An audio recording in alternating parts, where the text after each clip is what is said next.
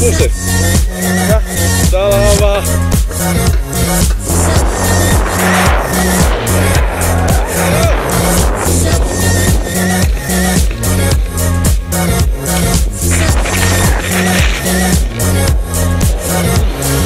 Eka päivä Zugspitzessä 2900 metriä. Ihan vittu hyvä saa, eilen satanut lunta. Ihan puuteri, puoli metriä koskematonta lunta. Tästä ei niinku varmaksi enää mene. Ekat linjat vedetty, toista pitäis hakea. Noi kissat on vähän laiskoja, että vetää tossakin nytten, niin mä en tiedä päästäänkö me noille parhaimmille hisseille vielä, niin pitää tyytyä vaan niinku noihin puutereihin, mitä tuolla näkyy. Et siinä on niin kumun vähän lisää vielä. Vaan tuolla mitä tuolla. Joo, et aika vaatimaton on toisaalta, et en tiedä mitä me selvitään. Tulee ruudun haju.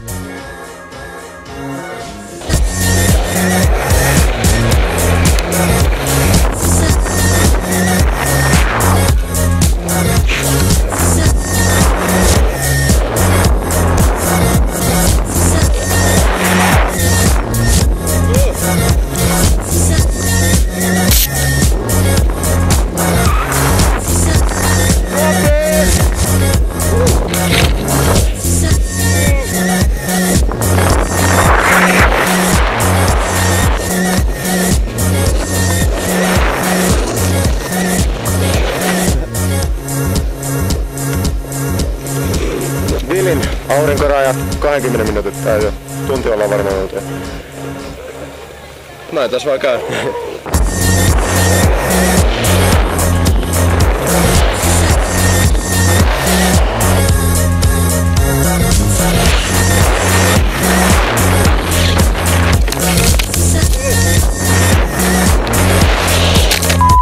Siiseet seuraavat häntä. Hän on johtaja-aineesta. Samu on fiksu kaveri. Tule! Sovimme, että tulemme ankkurihissille. Mutta Samu tykkää hiihtää myös perinteistä. Hän on monipuolinen urheilijapoika. Vaikka sukset eivät aina käsissä pysy, niin kuntoilu kyllä Samulle maittaa. Välillä tosin pitää pysähtyä huoltamaan varusteita ja sitten matka voitaisiin jatkua. Eero, miten kuvailisit tätä Samun käyttäytymistä maastohiihtäjänä laskettelukeskuksessa? Maastohiihtolaskentelukeskuksessa on erittäin harvinaista, mutta kuitenkin erittäin arvostettua. Alex kertoo tarinaa, jolla hän näki telemark-hiihtäjä laskettelutyylin, mutta Peetsa suksilla, joka on aika villiä, menee yhdestä vähän kovempaa, niin se on siinä kraks box. Ja sitten onkin pääsiäinen jo siellä. Joo, ymmärrän, Jeesus tulee kyllä. Jeesus tulee ja tuolta ei tule kyllä kuin muu kuin paala. Tuolta ei kyllä tule muuta kuin yksi siiseli, joka on eksynyt väärään paikkaan. Se ei ole Jeesus, koska Jeesuksella olisi toinen suksi toisinpäin. Ja risti kädessä. Niin, se ristiä meinasin, kun ne sukset menee niin. Hyvin totta.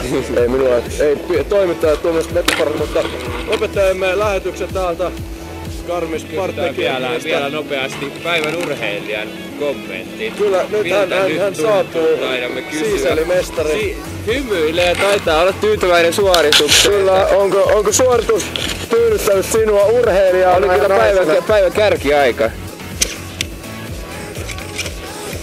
Hän on kuin Juha Mieto 50 jälkeen.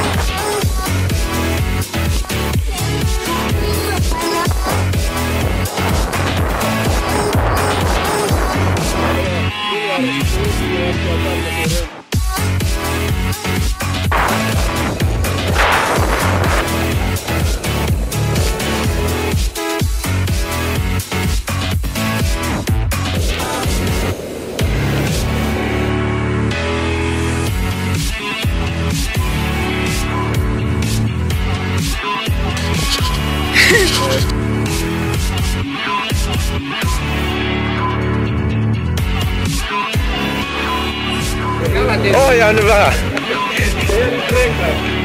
Me ollaan kai sitten Itävallan puolella. Vittu mikä turistivideo tästä tulee.